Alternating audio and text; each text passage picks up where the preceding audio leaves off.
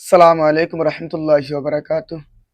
বিসমিল্লাহ রুকায়া সেন্টার কিশোরগঞ্জ সদর এর পক্ষ থেকে সকলকে জানাই আন্তরিকভাবে শুভেচ্ছা ও অভিনন্দন।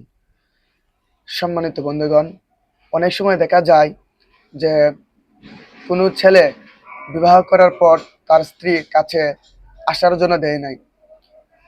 সব দিক দিয়ে ভালো, ওই মেয়েটা কোনো দিক দিয়ে খারাপ নয়, পরকীয়ার সাথে সম্পৃক্ত নয়, এমনকি ভিন্ন পুরুষের সাথে কথাবার্তা বলে না।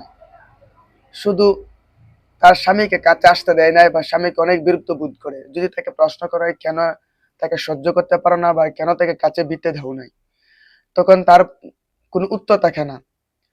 তো এটা নিয়ে অনেক সময় দেখা যায় সংসার ভেঙে যায়, বিভিন্ন ধরনের সমস্যার সৃষ্টি হয়। তো এটার জন্য সর্বপ্রথম আপনারা যে কাজটা করবেন, কোনো একজন ভালো মুদাব্বির মাধ্যমে তাকে পরীক্ষা নিরীক্ষা করবেন।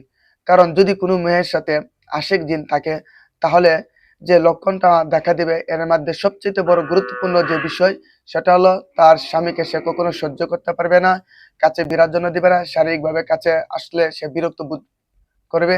এমনকি দেখা যাবে শুধু শুধু ছোটখাটো বিষয় নিয়ে অতিরিক্ত রাগ পাবে।